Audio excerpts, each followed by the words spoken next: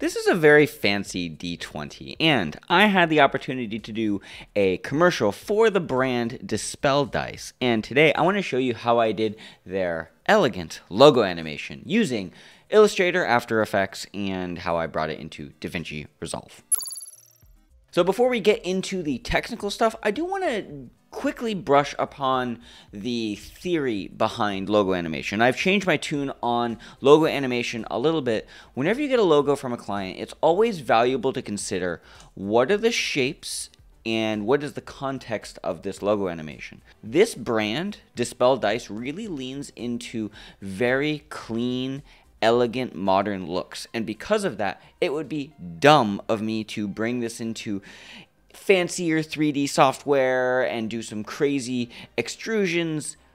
Most of the time, logo animation does not need to be fancy.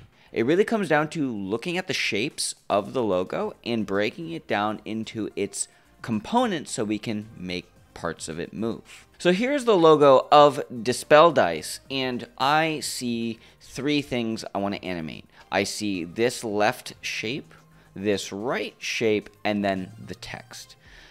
That needs to be broken down into each individual component. Now, if you watch this video, one of these links, you'll see how I break down a logo from start to finish and bring it into After Effects. We're not going to do all the parts here, but long story short, if you want your Illustrator files to go into After Effects cleanly, then you need to make sure that any component that you want to animate individually is separate as its own separate layer, not a path. It has to be its own individual part. So if we hide this, which is the logo shape, I have a left side and a right side here that I can turn off and turn on. On top of that, I have all of the letters that I can turn on and off. And a good rule of thumb is to name all of your layers so when you bring this into After Effects, you know what you're working with. So let's do that right now. Awesome. So now that's done, we can start bringing this into After Effects. Now, one big thing when it comes to getting Illustrator files from clients or collaborators, on average, the artboard size, how big your canvas is in Illustrator, will not match what you need to bring into After Effects. So I always do this next step, and I recommend you do it as well. You're going to go up to File and Document Setup. Now, the units, because in video, we're always working in pixels, we want to make sure that the units is set to pixels, and then we have to click Edit Artboards. Here we can see the size of our canvas or our artboard. I want to set this to 1920 by 1080 at least. If you're doing 4K, then you'll use that resolution. Whatever your output resolution is, you want to make sure that's set. So I'm going to set mine to 1920 by 1080. And we can see here that the logo is now much smaller in the composition. But another big thing to consider is, what is the logo being placed on top of? What are we seeing behind it? That's going to dictate how large the logo is. Now, some clients would be like, make the logo bigger, but context is key. If we look at this clip here, there's a lot of negative space up here, and depending on the project that you're doing, you want to make sure that you size the logo based on how big it needs to fit on screen. So I know it needs to be probably about 1/3 the size of the vertical width. We're not going to make this an exact science. We're just going to select everything, hit Control T on the keyboard, and just scale it up to a nice size that looks good. And then we can center it up in our artboard just like that. Just like that.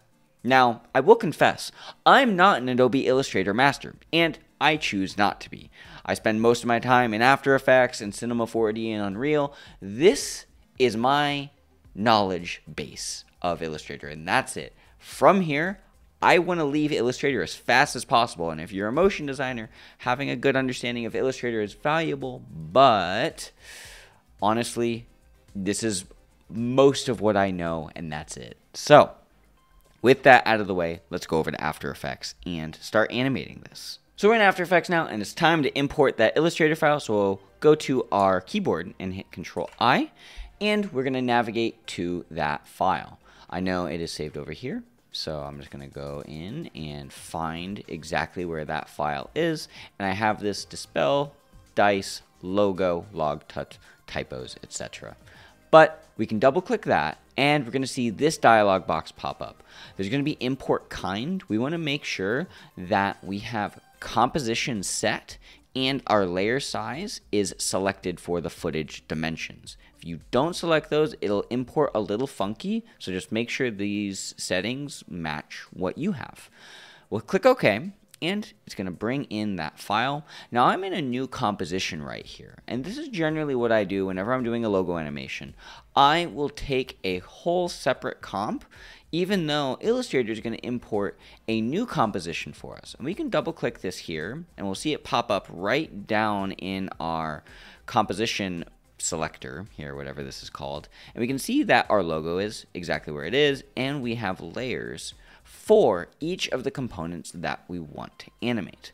Now, I don't ever work in this main comp because I always use this as a backup, just so I know where everything is placed and it just lives cleanly in my scene. I'm going to take all of my layers and hit Control C, and then I'm going to go back to my main comp here and hit Control Alt V, and that'll paste it wherever our playhead is in our After Effects timeline.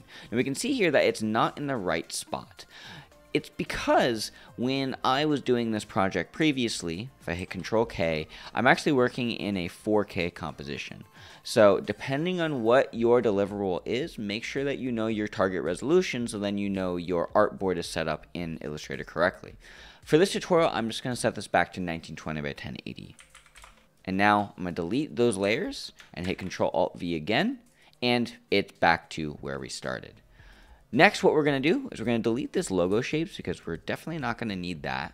And we're going to right click on all of our objects in our timeline and go to create and create shapes from vector layers. And what's convenient about that is it will now create shape layers instead of Illustrator layers for all of the objects in our scene. So now what I like to do is I'll select anything that is in its own abstract group. So like the text, for example, I'm going to make it a different color, like yellow. I can keep these left and right shapes to blue. And this just helps organize my timeline just a little bit. Once everything's organized, I'm going to go in and I'm going to start actually setting the fill color for this. Because I know that this logo is going to be black, I'll hit the fill color up here and pull over my color picker and make sure that it is set to black, just because the logo is black and it's going to be on a white background. And now we are almost ready to animate. I do one more thing. I'm going to hit Control Alt Shift and Y on my keyboard, and that's going to make something called a null object. I'm going to call this type controller, and then I'm going to hit Control D. I'm going to call this logo controller. I'm going to take all of the logo shapes and I'm going to put them just below the logo controller. I'm going to put the logo controller directly in the center of that logo, or as close as I can get.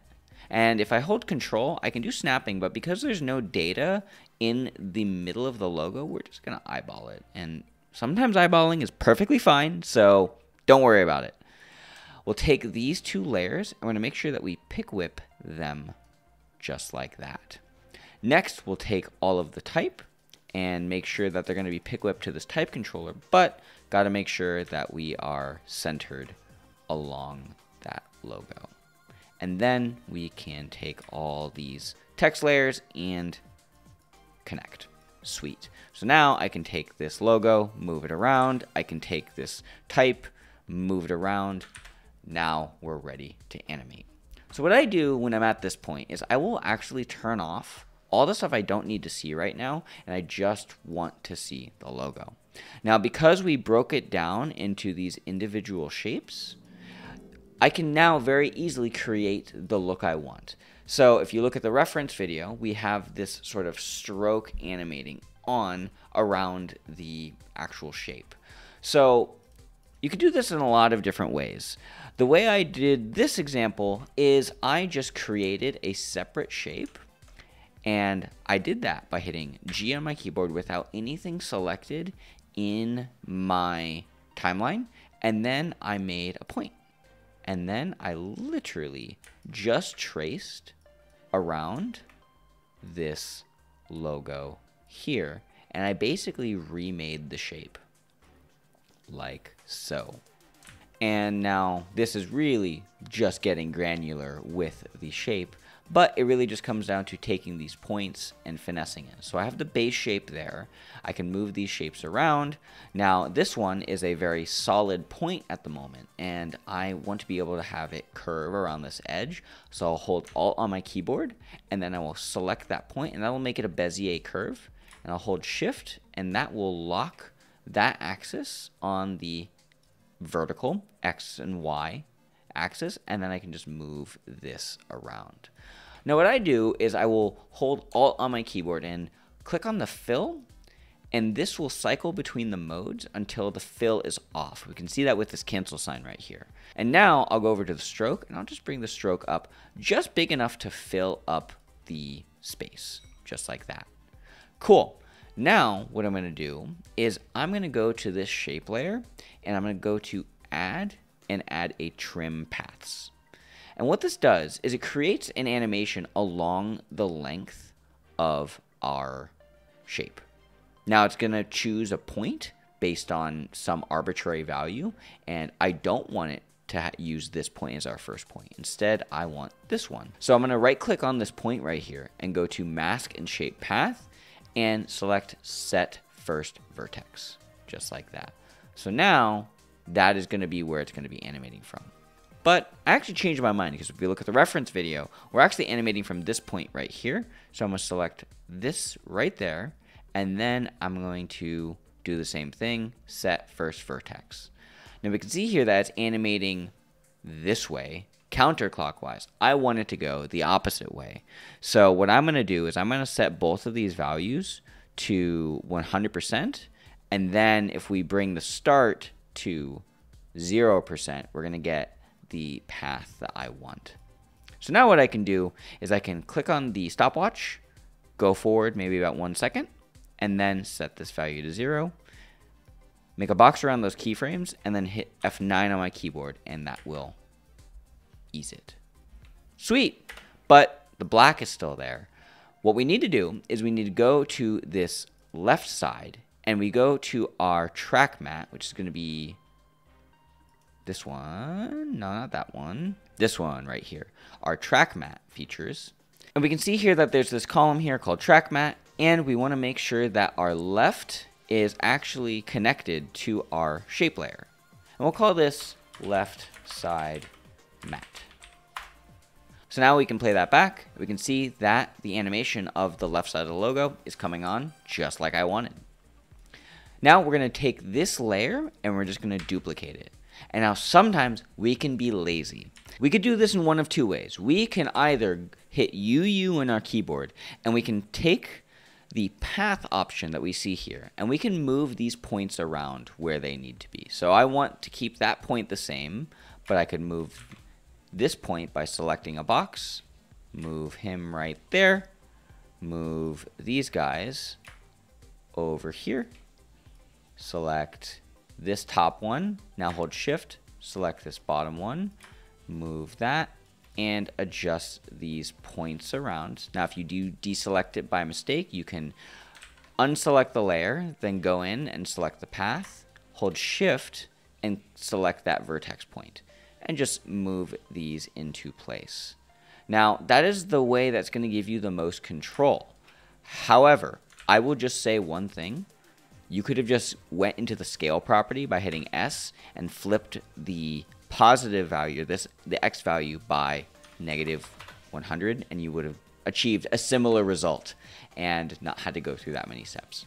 But if you want to have more control over that final shape, then you would do it the way I just showed you.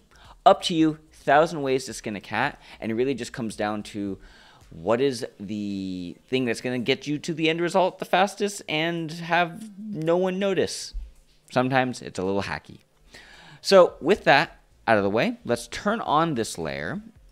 And I think it's always wise to name our layers. So let's do that again. Right side mat. And if we play that back, just like that. Hey, look, it's doing our thing. So now what we can do is go to the right outline and do the same thing. We'll set the track matte to the right side matte, just like that. And I will take these mattes and I will put them under the logo controller just because that's the way my brain works, and pick whip them to the logo controller. So then I can move this around and play it back, and it will just follow wherever I go. Sweet. I hit Control Z a couple times so it's back into the center, just like that.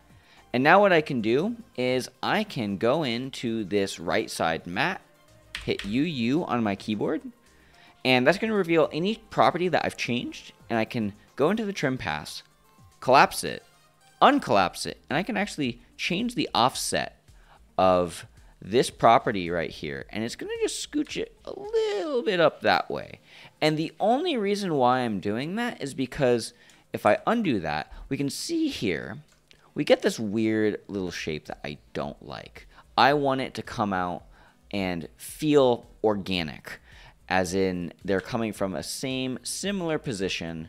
So I'm just going to put that. So it looks like it's going to come from the same spot. Now I will have to also go in to the left side matte, hit UU, and change the offset again until I get the exact look I want.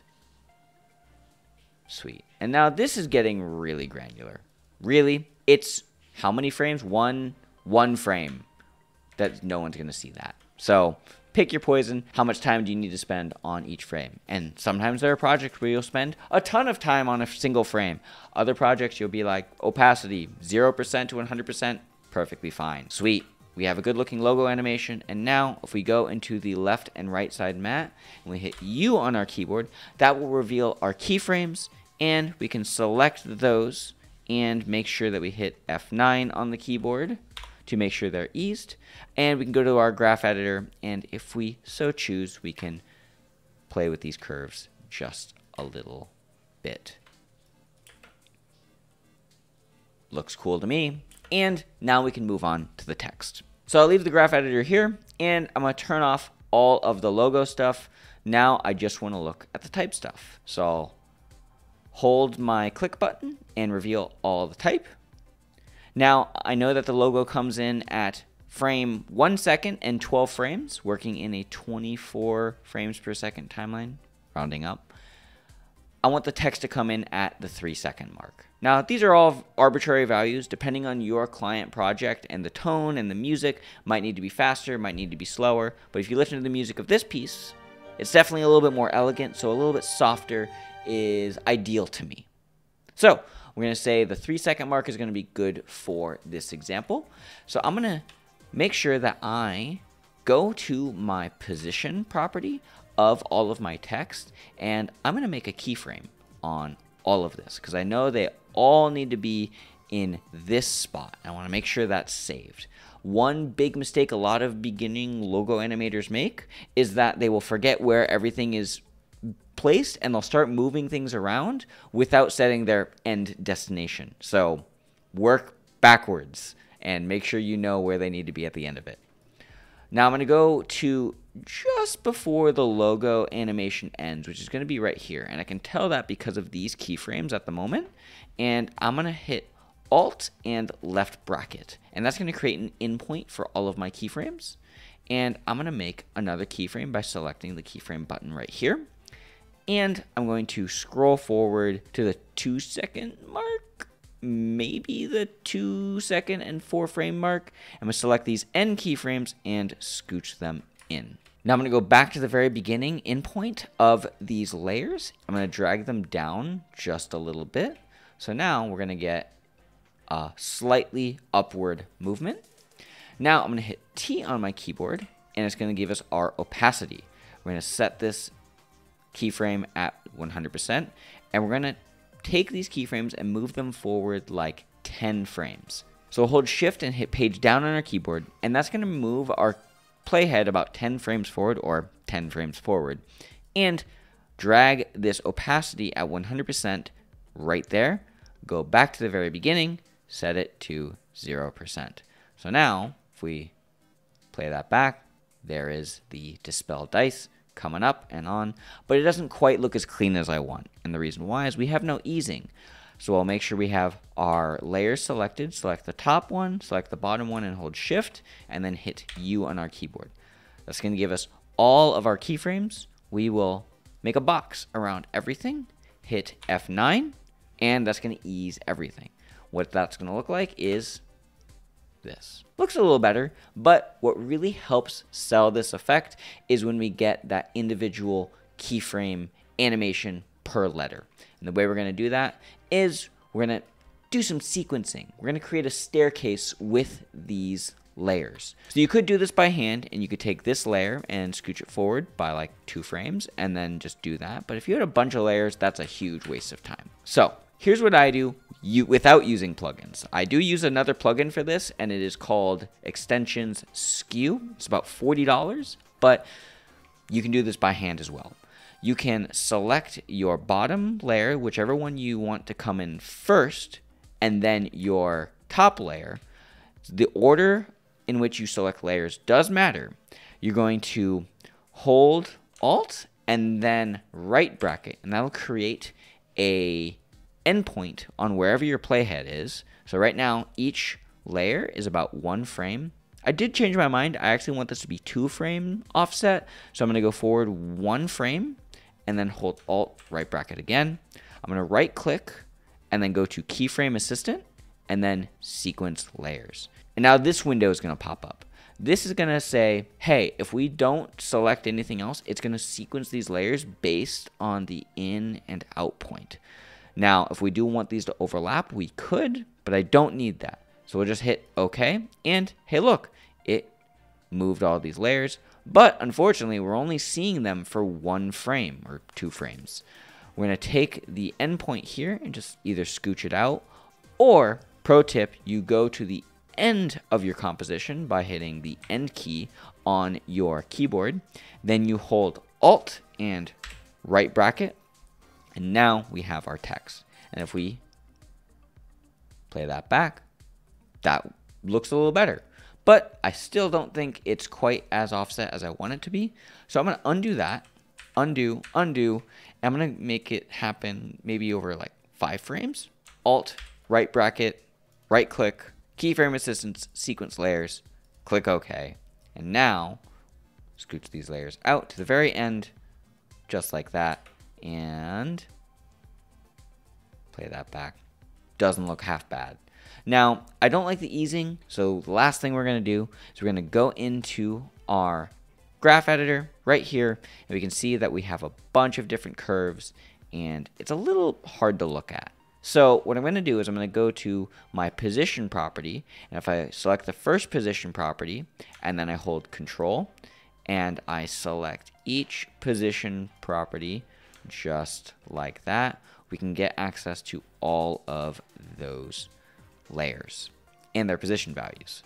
So now I would normally use the value graph for this, but if you're just starting out, sometimes the speed graph, how fast these curves go, will make it a little bit easier. Right now it's a very basic curve. I'm going to make a box around all of these keyframes, and I'm going to hold Alt and mouse wheel forward. If I hold the space bar on my keyboard, I can get this little hand and I can move my hand and graph around. And this very last keyframe, this handle, we're just going to move it over to the left while holding Shift. And once we get to like the 80% mark, that's going to look pretty good to me. And if I leave my graph editor and play this back one more time, to me, that looks a lot better. Just by changing a little bit of the graph, we can get a much more pleasing looking logo animation. So we're going to hit Control S on our keyboard and save. Save early and save often.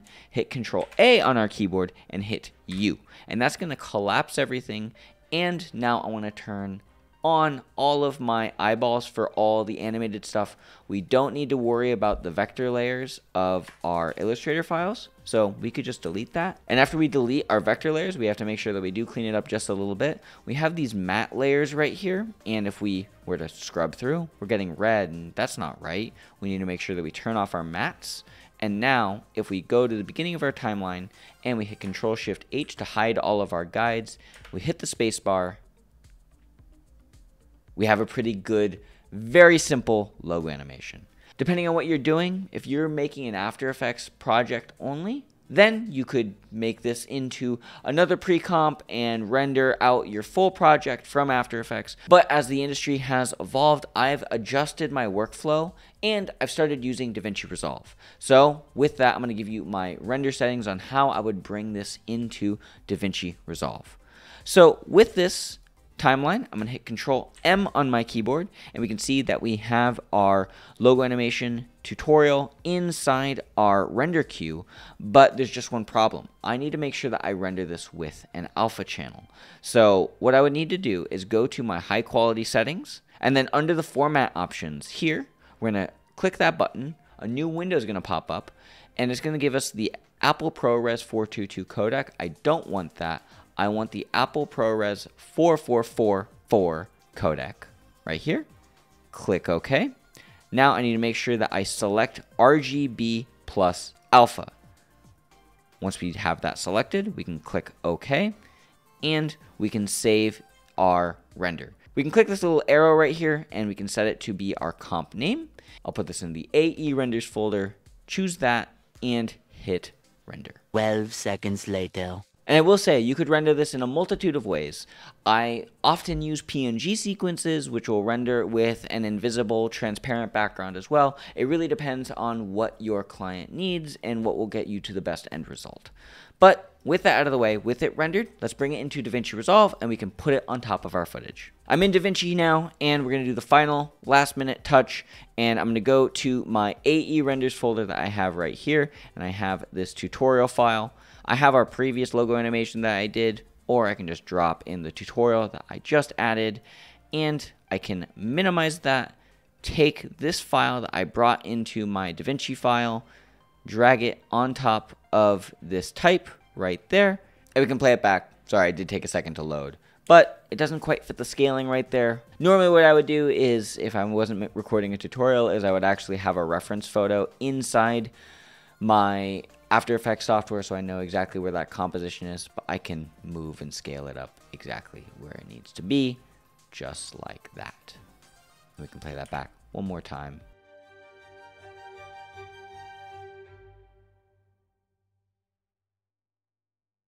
Looks good, looks fine, looks elegant enough for me, and I hope you learned something from this tutorial.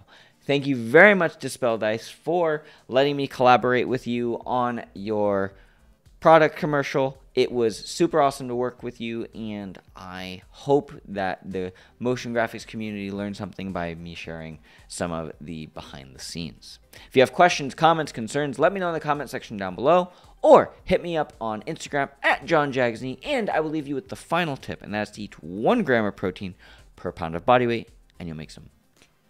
Goodbye, my friends. Bye.